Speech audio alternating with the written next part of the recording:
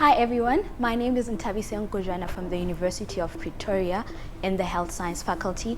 I'm a fifth year medical student. Science is everywhere. It is a universal language that connects the entire world. We live and we breathe science every day. We do not only practice science in the labs, but we practice science at home as well. Something as basic as food forms part of science.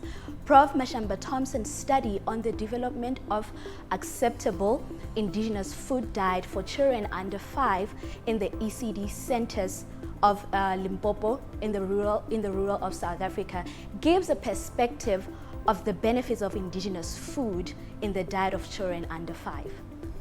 So, Prof, can you briefly explain to us why it is important to incorporate indigenous food in the diet of children under 5? Thank you, Nthabiseng. So, Nthabiseng, we need to keep our babies and toddlers secure, and keeping them secure also include making sure that they have food security. These are our precious little ones that are entrusted in our care. And caring for them includes giving them very nutritious food, such as the food that is accessible to us, like the indigenous plants that we have in our surroundings. And these are the types of food that are very accessible to most of our communities here in the African continent. So we really need to make sure that the children are safe and they have safe and healthy diet. So, Prof, please tell us, what would be the responsibility of parents and teachers in imparting knowledge about indigenous food in children under 5?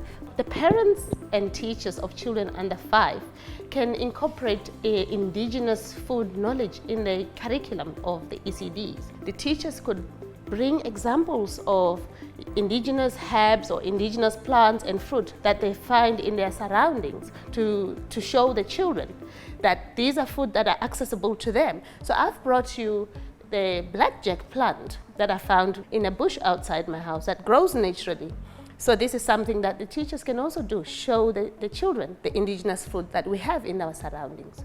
They can also demonstrate how this food is cooked, how the food is harvested, how you can get the part of the vegetable that can be cooked. Demonstration is very important. They can also demonstrate the natural ways of how these foods can be preserved. So most of the plants, like this one, grows in the summer, but how to preserve it in order to still get the nutrition in the winter, that can be shown to children. And preserving this can include using the sun, so you sun dry the vegetable and preserve it for use in the winter when there's fewer food. Also, the names of the indigenous plants and fruit can be incorporated in the ECD song and dance sessions.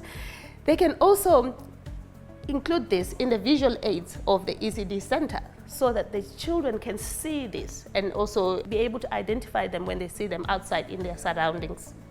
Oh wow, we live and we learn every day. So Prof, as you mentioned in your article that the nutritional benefits of indigenous food would prevent wasting and stunting of children under 5. So now, how do we get children under 5, as they are important stakeholders in this case, to understand the benefits of indigenous food in their diet? We can demonstrate to them, include this in their daily activities. Take children into the field and show them how to forage and search for these plants. That's a fun game and also an outing for the children. And Prof, you mentioned something I found it very interesting in your article, where you showed that indigenous food forms part of an African child's identity.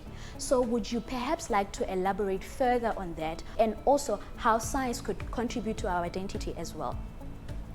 So Nthabiseng, food and food cultures provide the foundations of who we are. They build the natural everyday context, and that can help map the historical timelines, which can take us back to to trace the paths back to our beginning of our cultures. And a lot of our African history is not really documented in books. And I believe that if we can incorporate the indigenous foods in the everyday life and use and eat them and show the children as well, we might maybe be able to fix our broken identity as Africans. Thank you very much, Prof. Mashamba-Thompson. This was very informative. I think by now everyone, teachers and parents included, would understand the importance of having indigenous food incorporated in the ECD curriculum for children under 5 to understand why it is important to eat their indigenous food.